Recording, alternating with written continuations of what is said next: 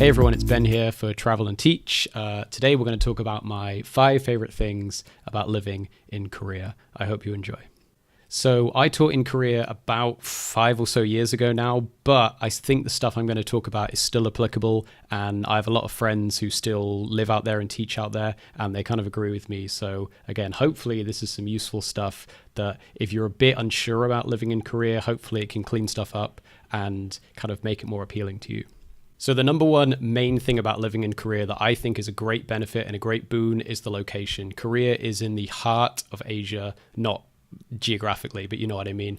And it's super close to a bunch of other really cool countries. When I lived in South Korea, even though I only taught there for about a year, we had a lot of like long weekends and vacation time. So I got to travel to a bunch of cool places. Actually, I'm kind of unoriginal and ended up going to Japan twice. But a bunch of my friends, they've been to like Japan, Taiwan, Philippines, Malaysia, China, Mongolia. I don't know why I would want to go to Mongolia. There's no McDonald's in Mongolia. There's no shopping malls in Mongolia. But if that's your bag, it's great.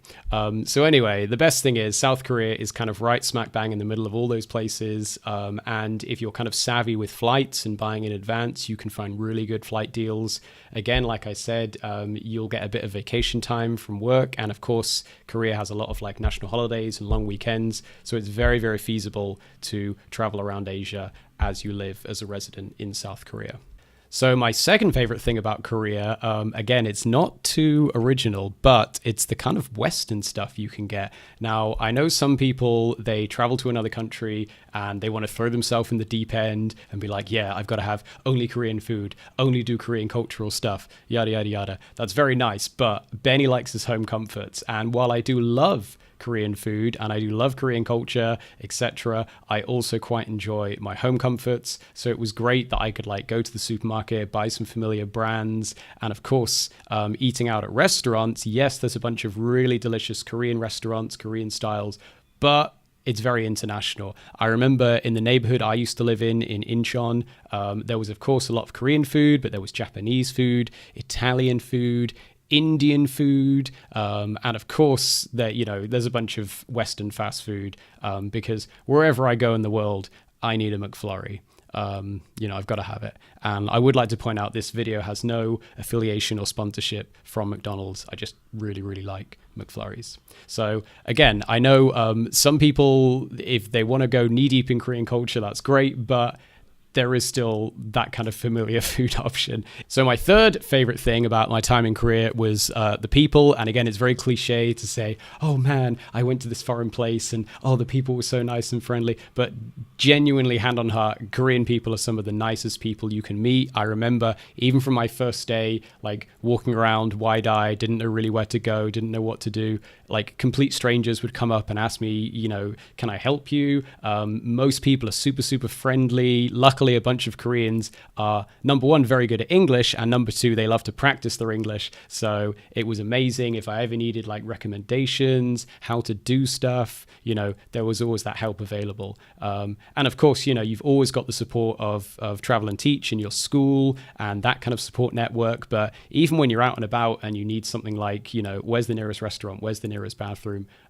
How do I do something at the bank? How do I get a glasses prescription? It's all there, it's all available, and most Koreans were super, super helpful, and they made living in Korea such a pleasure. Now, my fourth favorite thing about South Korea is the Noraebangs. Noraebangs are basically private karaoke rooms, and honestly, when I think back about my time in South Korea, apart from, of course, the fun I had teaching and the students I taught and my friends, who I'm still very good friends with today, most of them, the number one thing I miss is the KTVs and the Noraebangs and the karaoke. Now, it's such a big part of Korean culture.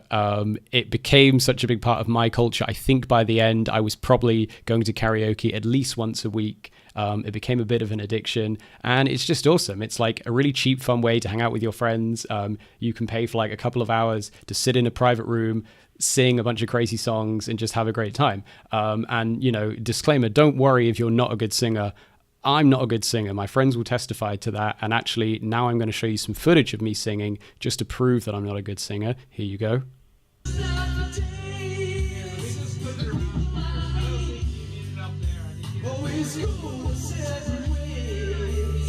So as you can see, I'm not, Broadway caliber, but honestly, KTV's, Noraebangs, karaoke is the funnest thing ever. And, even if you're not a good singer, you can have a great time. That is something I love about Korea. Now, the final thing, my number 5 choice for the best things about living in Korea is the internet. Now, again, this is kind of a stupid point because everywhere in the world has internet. Even my grandmother's house has internet, which is quite a shock. But South Korea has super, super fast, super convenient internet. I remember, especially compared to what I've experienced in the UK and in the US, Korean internet is super, super convenient, very fast, never, if rarely ever, offline. And again, the fact is, if you live in South Korea, obviously your friends and family are going to be far away. The internet is a great tool to keep in touch via Skype or social media. And just having that super fast internet was great. It meant I had the distinct pleasure of Skyping my parents all the time, which I think they really enjoyed. But for me, it became kind of a grind. But, that's a more personal thing. So there we go. Those are my 5 favorite things personally about living in South Korea. There's a bunch more, but those are the things I kind of remember and hold dear. If you want any more information about living and teaching in South Korea, you can check out the links below. You can go to the Travel and Teach website and we'll be in touch with information. And yeah, hope to hear from you soon.